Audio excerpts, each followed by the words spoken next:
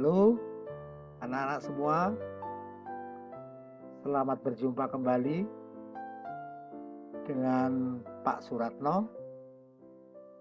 Dan pada tayangan kali ini kita akan belajar bersama tentang perkembangbiakan vegetatif alami pada tumbuhan. Perkembangbiakan vegetatif alami pada tumbuhan.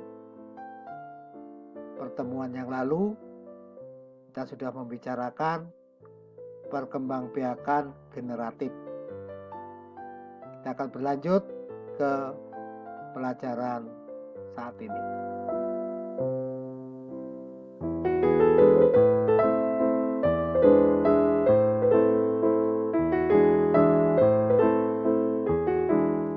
Bentar ya. Macam-macam perkembangbiakan alami. Ada beberapa. Yang pertama, umbi, geragih, akar tinggal, spora, tunas, dan tunas adventif. Kita akan bahas satu persatu secara garis besarnya saja. Umbi ada 3 macam. Ada umbi akar, umbi lapis, dan umbi batang. Pada umumnya, umbi itu akar yang membesar, yang nantinya akan menjadi makanan cadangan.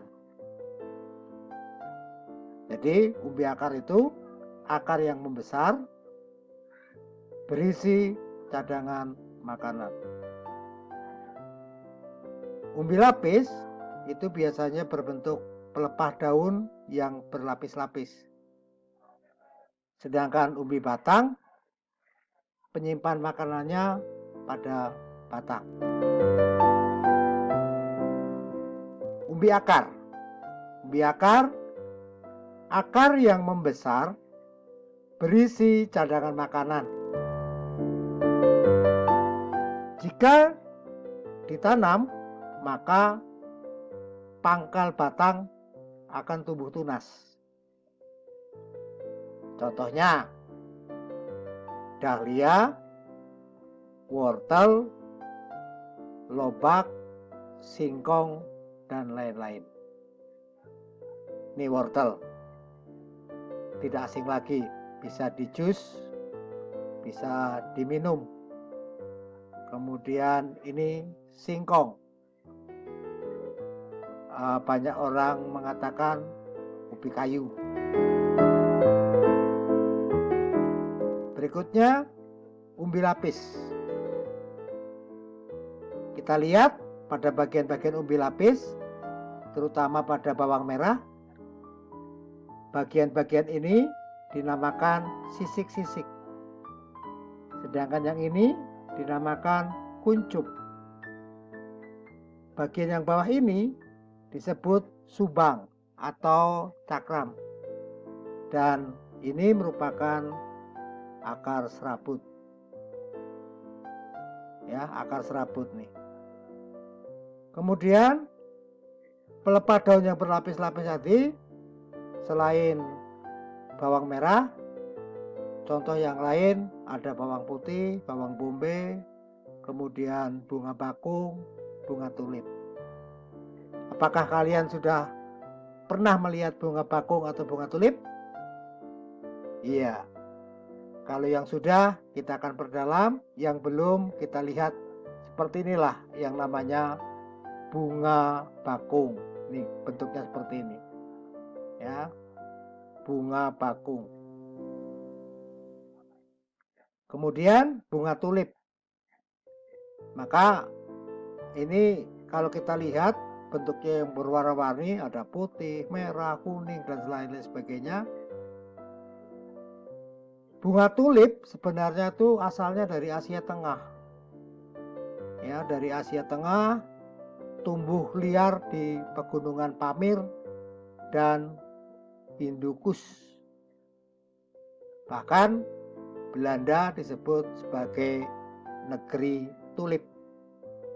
Karena di Belanda banyak sekali bertebaran bunga-bunga tulip. Umbi batang. Umbi batang menyimpan makanan pada batang. Batangnya tumbuh menjadi besar dan berisi. Batang tersebutlah yang disebut umbi batang. Contohnya ada kentang, ada talas, kemudian ada suwek. Suwek itu bahasa Jawa, bahasa Indonesianya ubi kaki gajah. Ya, ubi kaki gajah. Mungkin di daerah lain namanya bukan suwek, atau coba kalian bisa tanya ke orang tuamu masing-masing, suwek itu bahasa Jawa, kalau bahasa daerah yang lain apa namanya. Ya. Ini kentang. Ya. Ini batangnya, ini ada mata tunasnya dan ada akarnya. Berikutnya adalah geragih atau stolon. Batang yang tumbuh mendatar di permukaan tanah. Jadi merunduk semuanya di dalam tanah. Tumbuhan baru akan muncul. Kuncup ujungnya menyentuh tanah dan membelok ke atas. Ya. Contoh tumbuhannya ada antanan, arbae, stroberi, pegagan. Ya, mungkin antara pegagan dan antanan mungkin di daerah kalian masing-masing jelas berbeda namanya. Tapi ini nama Indonesianya pegagan dan antanan. Berikutnya akar tinggal. Akar tinggal itu batangnya seluruhnya berada dan tumbuh menjalar di permukaan tanah. Tumbuh baru tunas dari setiap ketiak sisik setiap buku akar tinggal. Contohnya, ya, contohnya ada kencur, jahe. Jahe itu ada jahe merah, ya. Kemudian kunyit. Kita lihat ini kunyit, tanamannya seperti ini.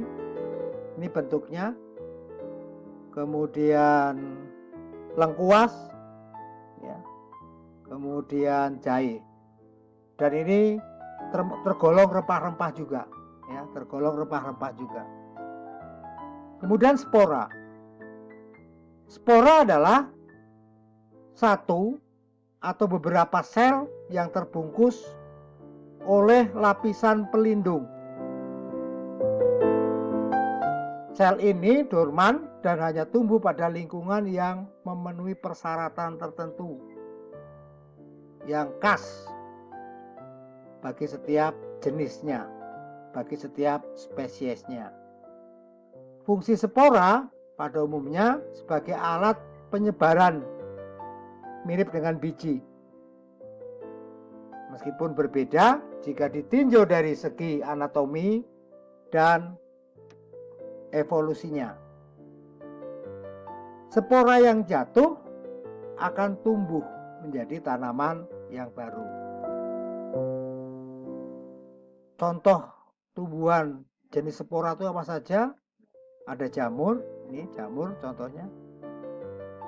Kemudian lumut, ya. Ini jenis-jenis lumut. Dan tumbuhan paku, ya, tumbuhan paku, pakis lah. Berikutnya tunas.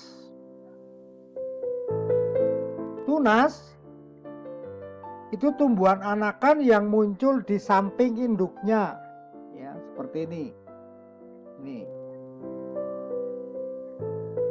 Kemudian tunas tumbuh dari batang yang terdapat di dalam tanah dan membentuk rumpun-rumpun atau bergerombol-bergerombol seperti ini. Pisang ini tunasnya, kemudian tebu yang kecil-kecil tunasnya, kemudian bambu, ya, ini termasuk tunas. Kemudian ada yang namanya tunas adventif. Tunas yang tumbuh tidak di ujung batang dan ketiak daun. Tumbuhnya biasanya pada tanaman yang tidak bertunas. Contoh termasuk yang tunas adventif itu tanamannya adalah cocor bebek. Ini cocor bebek. Kemudian pohon sukun. Kemudian pohon cemara. Jadi itu contoh perkembangbiakan vegetatif alami. Jadi kita lihat yang pertama tadi umbi, geragi, akar tinggal, spora, tunas, dan tunas adventif. Terima kasih. Pertemuan singkat pada saat ini semoga bermanfaat untuk tetap belajar dari rumah. Pesan Bapak,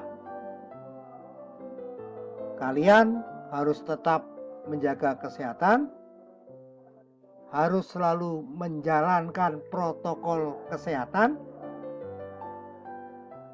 dan yang paling utama adalah bila berpergian selalu pakai masker. Dan jangan lupa sering-seringlah cuci tangan pakai sabun. Demikian, sampai jumpa lagi di pertemuan yang akan datang. Dadah!